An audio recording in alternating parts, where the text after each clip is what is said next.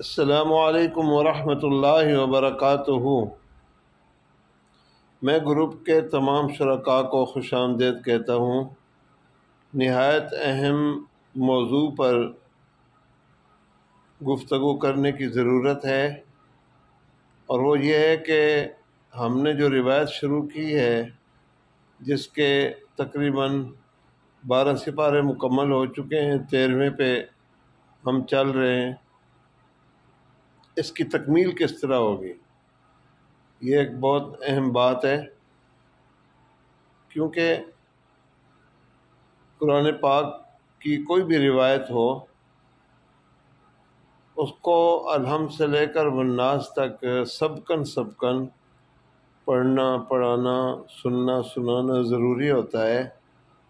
اب چونکہ کلاس تو ہے نہیں، بالمشافہ کلاس نہیں ہے، ہم موبائل کے ذریعے، گروپ کے ذریعے، یوٹیوب کے ذریعے ہم نے اپنی تعلیم کو جاری رکھا ہوا ہے، تو ہمیں چاہیے کہ ہم کوئی ایسا طریقہ اپنا لیں کہ جس میں پڑھنے پڑھانے کی جو شرائط ہیں، روایت کو مکمل کرنے کی جو شرائط ہیں وہ پوری ہو جائیں، اور روایت بھی ہماری پوری ہو جائے، اور ہم اس بات کے مستحق ہو جائیں کہ ہم روایت کو پورا کرنے والوں کو سند دے سکیں اور ان کو کامیاب قرار دے سکیں۔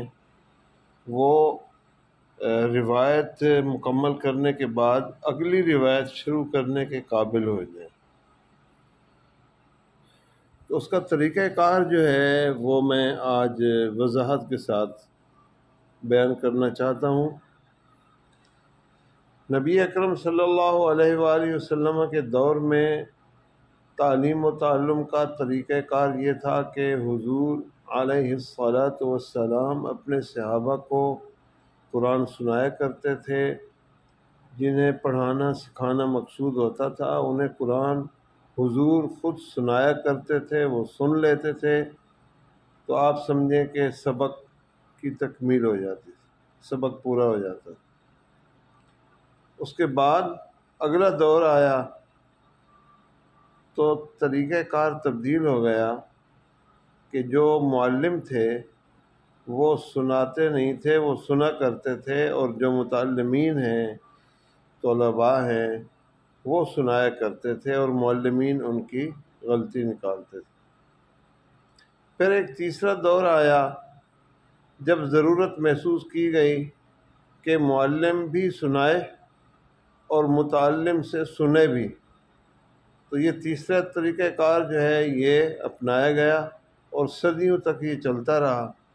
پھر اس میں جب مدارس کے اندر، کلاسوں کے اندر اور تعلیم حاصل کرنے والوں کی تعداد میں وسعت پیدا ہوئی، تو پھر مشائخ نے طریقہ کار جو ہے وہ تبدیل کیا، اور اس کی ضرورت اس لیے پیش آئی کہ مثال کے طور پر ایک استاد ہیں، وہ پڑھا رہے ہیں، اس کے سامنے اب 40 بچے بیٹھے ہیں، اور ایسا ہے بہت سے مدارس میں ابھی بھی ہیں۔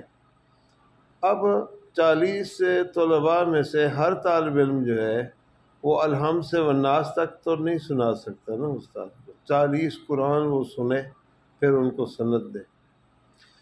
لہذا مشائخ کرام نے طریقہ کار جو ہے وہ یہ اپنایا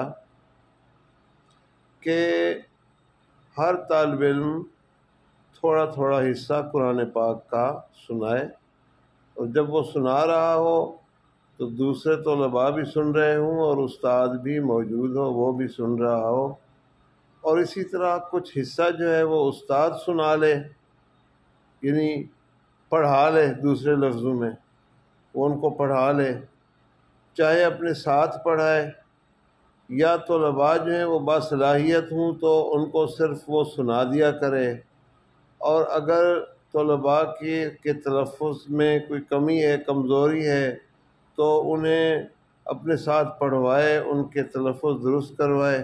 بہرحال پوری گفتگو کا خلاصہ یہ ہے کہ کچھ استاد سنائے، کچھ طالب علم جو ہے وہ استاد کو سنائے، اور کچھ حصہ جو ہے وہ طالب علم کو سنائے استاد کی موجودگی میں، طلباء ہی اس کی غلطیاں نکال لیا کریں۔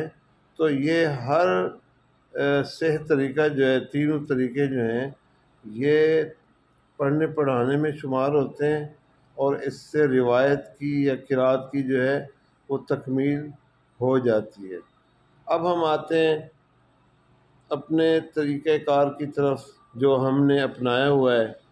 دیکھیں، یوٹیوب پر کچھ حصہ پڑھ کر میں چھوڑ دیتا ہوں، وہاں پہ سینڈ کر دیتا ہوں، وہ آپ سن سکتے ہیں، اور کچھ حصہ پڑھ کر آپ گروپ میں بھیج دیتے ہیں تو وہ میں سن لیتا ہوں۔ اس طرح ذرائع مختلف ہیں، لیکن میرا پڑھا ہوا آپ سن رہے ہیں اور آپ کا پڑھا ہوا میں سن رہا ہوں۔ اب جو کمی ہے وہ ترتیب کے اندر ہے، ہماری ترتیب درست نہیں ہے، اس کو آپ درست کر لیں۔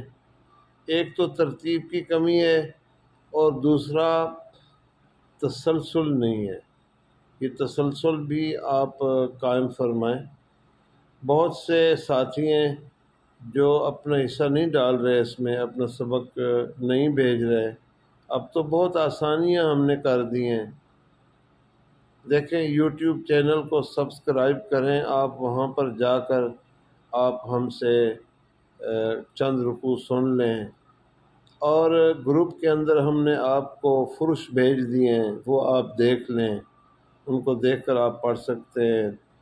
ماشاءاللہ احمد رضا صاحب جو ہیں وہ کچھ دنوں سے مسلسل تلاوت بھیج رہے ہیں، تو دوسرے حضرات نہیں بھیج رہے تو وہ بھیجیں، اور ہم جب یہ روایت پوری ہوگی تو کوئی طریقہ کار بھی ایسا رکھیں گے چیک اینڈ بیلنس کا، پھر چیک کرنے کا، کہ جس کے تحت ہم کچھ لوگوں کو کامیاب قرار دیں، اور انہیں ہم کوئی سند بھی دیں اس روایت کی، اور انشاءاللہ العزیز اللہ تعالیٰ کو جس طرح منظور ہوا، طالبات میں سے کچھ ہیں جو مسلسل پڑھ رہی ہیں، اور طلباء میں سے کم ہیں، بہت کم ہیں۔